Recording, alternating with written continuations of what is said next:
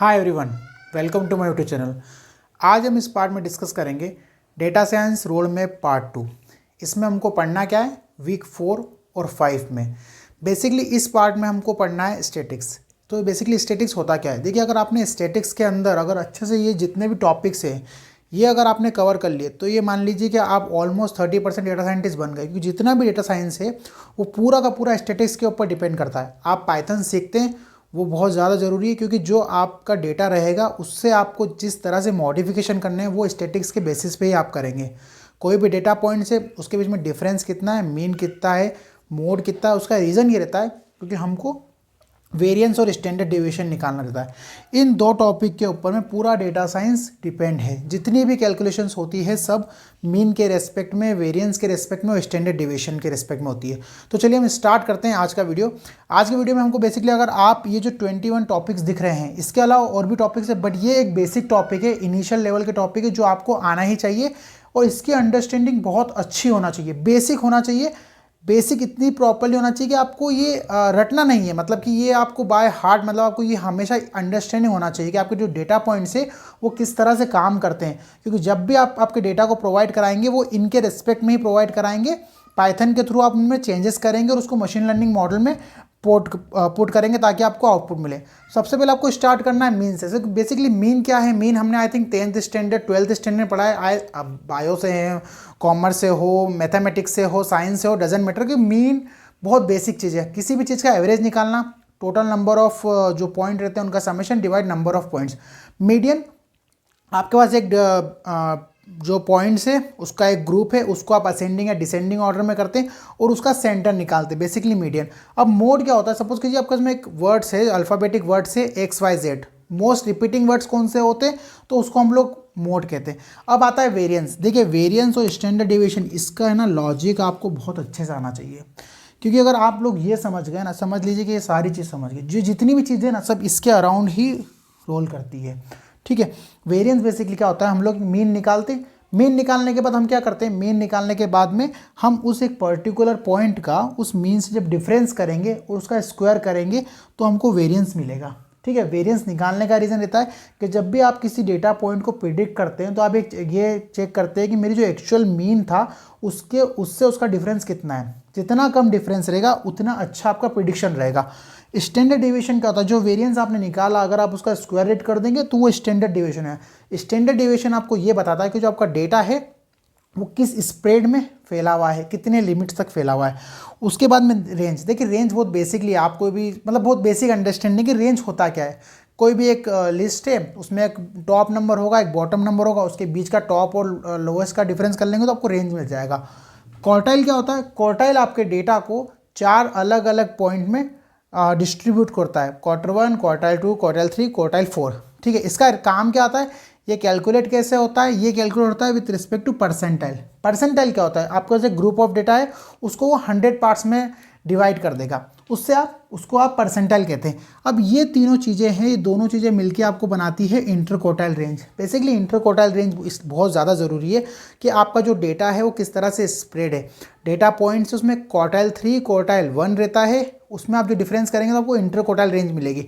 But कभी कभी आपके डेटा पॉइंट्स में आउटलायर्स भी होते हैं। अब आउटलायर्स क्या होता है, देखिए ये यहाँ पे लिखा हुआ है आउटलायर्स क्या होता है। सपोज कीजिए आप कोई भी क्रिकेटर का एग्जांपल लेते हैं, 100, 150, 120 तो एवरेजली बनता रहता है। बट सपोज किसी क्रिकेटर ने 264 बनाया, 250 बनाया तो वो एज अ आउटलायर ट्रीट होगा, क्योंकि वो नंबर कभी भी हमें रेगुलर नहीं दिखने को मिलता है। ठीक है, उसके बाद में आता है कोवेरिएंस। बेसिकली कोवेरिएंस होता क्या है, कोवेरिएंस हमको ये चीज़ प्रोवाइड कराता है कि कोई भी अगर सपोज कीजिए दो अलग अलग तरह के कॉलम से उनके बीच में रिलेशन कैसा है, नेगेटिव रिलेशन है कि पॉजिटिव रिलेशन है। बेसिकली अगर मैं आपको बहुत ईजी वर्ड में बताऊँ, टेम्परेचर और विंटर क्लॉथ।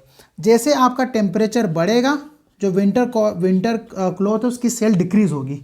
ठीक है, ये बहुत बेसिक अंडरस्टैंडिंग है। तो ये आपको उसका साइन प्रोवाइड कराता है कि ये पॉजिटिव रिलेशन है कि नेगेटिव रिलेशन है। पियर्सन कोरिलेशन कोफिशिएंट ये हमको क्या प्रोवाइड कराता है, ये हमको प्रोवाइड कराता है कि उसकी वैल्यू क्या है। बेसिकली जो वैल्यू होती है वो -1 से 1 के बीच में लाइज करती है, तो वो क्या नेगेटिव है कि पॉजिटिव है और क्या क्या उसकी वैल्यू है, वो हमको ये पियर्सन कोरिलेशन कोफिशिएंट प्रोवाइड करता है। कोरिलेशन क्या होता है? कोरिलेशन ऑलमोस्ट सिमिलर है, मतलब इससे रिलेटेड ही कि किस तरह का रिलेशन है। दो तरह के कॉलम में बहुत सी बार मल्टी क्लोनरिटी होती है, वो हम लोग रिमूव करते हैं, वो विथ रेस्पेक्ट टू कोरिलेशन। तो ये एक बेटर वे है इसको अंडरस्टैंड करने का।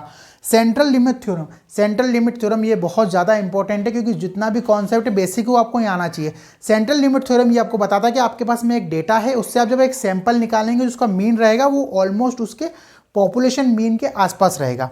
गॉसियन डिस्ट्रीब्यूशन, हम ये एजम्पशन करते हैं कि हमारा जो डेटा है वो एक तरह का नॉर्मल डिस्ट्रीब्यूशन है, ठीक है। नॉर्मल डिस्ट्रीब्यूशन होने का रीज़न ये कि जब भी आपका डेटा नॉर्मल डिस्ट्रीब्यूटेड होगा तो कभी भी उसके अंदर में किसी भी तरह का बायस नहीं होगा, डेटा बायस नहीं होगा, उसमें एक तरह का वन साइडेड आपको रिजल्ट नहीं मिलेगा। इसलिए डेटा नॉर्मल डिस्ट्रीब्यूशन होना बहुत ज़रूरी है। हम हमेशा ये एज्यूम करते हैं या हम हमेशा ये चीज़ ट्राई करेंगे जब भी आप इस चीज़ को इम्प्लीमेंट करेंगे इन फ्यूचर, कि आप डेटा को हमेशा गॉसियन डिस्ट्रीब्यूशन के फॉर्म में लाने की कोशिश करेंगे। नॉर्मल के बाद आता है स्टैंडर्ड नॉर्मल डिस्ट्रीब्यूशन, ठीक है। इसको हम लोग ये इस तरह के आप इसको जेड स्क्वायर भी समझ सकते हैं, ठीक है। बेसिकली क्या रहता है कि जब भी कोई डेटा पॉइंट है और हमें ये प्रिडिक्ट करना है या ये हमको फाइंड करना है कि वो डेटा पॉइंट किस स्टैंडर्ड डेविएशन में लाई करता है, तो उसके लिए हम लोग स्टैंडर्ड नॉर्मल डिस्ट्रीब्यूशन का यूज़ करते हैं, या आप उसको जेड स्क्वायर भी कह सकते हैं। नॉर्मलाइजेशन क्या होता है? बेसिकली ये नॉर्मलाइजेशन का ज़्यादा कॉन्सेप्ट जो होता है वो डीप लर्निंग में जो होता है, हम उसमें कोशिश करते हैं जो हमारा जो डेटा पॉइंट है उसको नॉर्मलाइज करने का कोशिश करते हैं, उसको 0 से 1 के बीच में लाने का ट्राई करते हैं। ये हमारा बेसिक काम नॉर्मलाइजेशन के थ्रू होता है। स्क्यूनेस क्या होता है? आपका एक डेटा है पर हमेशा आपको कभी भी real properly normal distribution data आपको मिले ये इम्पॉसिबल है। या तो वो आपको राइट स्क्यूड मिलेगा या वो आपको लेफ्ट स्क्यूड मिलेगा, और उसको उन प्रॉपर्टीज़ को आपको अलग अलग वे से, इसके कुछ फॉर्मूलेज होते हैं उसके थ्रू यूज़ करके उसे आपको नॉर्मल डिस्ट्रीब्यूशन के फॉर्म में लाने का ट्राई करना पड़ेगा। उसके बाद में आता है आउटलायर्स। आउटलायर्स मैंने आपको ऑलरेडी बताया, एक ऐसा डेटा पॉइंट जो एक लोअर लिमिट और अपर लिमिट से आउटर में जाता हो। जैसे कोई भी एक नंबर मैंने आपको बताया था, जैसे कि अभी सपोज कीजिए कि 264 नंबर है और एक नंबर है एवरेज 100, 0 to 100, तो उसके लिए जो 264 है वो बेसिकली एक आउटलायर है, क्योंकि ये हमारे डेटा ने कंसिस्टेंटली नहीं देखा है। हमारा जो नॉर्मल डिस्ट्रीब्यूशन होगा वो इस तरह से होगा, यहाँ पे हमको मीन 50 हो जाएगा, तो ये हमारा नॉर्मल डिस्ट्रीब्यूशन हो गया। अब बायस एंड वेरिएंस क्या होता है? ये बहुत ज़्यादा इंपॉर्टेंट कॉन्सेप्ट है। इसको एक बहुत ईजी वर्ड में बताना चाहूँगा मैं, कि हमारे जो डेटा पॉइंट्स है वो कहाँ लाइज करते हैं, मीन से कितना में डिफरेंस है, ठीक है। इसका एक मैं डिटेल्ड वीडियो बताऊंगा। वैसे बेसिकली मैं इन सब टॉपिक का डिटेल वीडियो बनाऊंगा, बट एक ओवर वीडियो तो आपको ये आना चाहिए कि जो डेटा पॉइंट है वो एक्चुअल मीन से कितना दूर है, प्रिडिक्टेड के लिए भी और एक्चुअल के लिए भी, ठीक है। चेबिस थ्योरम, चेबिस थ्योरम आपको ये डिफाइन कराती है कि सपोज कीजिए कि आपके पास में डेटा है और आपको ये चीज़ नहीं पता कि उसका स्टैंडर्ड किस स्टैंडर्ड डेविएशन में वो डिस्ट्रीब्यूटेड है, तो चेबिस थ्योरम के थ्रू हम लोग वो चीज़ फाइंड करते हैं कि डेटा का डिस्ट्रीब्यूशन किस तरह का है। जब भी हमको डेटा का डिस्ट्रीब्यूशन नहीं पता रहेगा वो हम चेबिस थ्योरम के थ्रू यूज़ करेंगे, ठीक है। तो ये टॉपिक एक स्टैटिक्स के आप कह सकते हैं कि बेसिक है जो आपको आना ही चाहिए।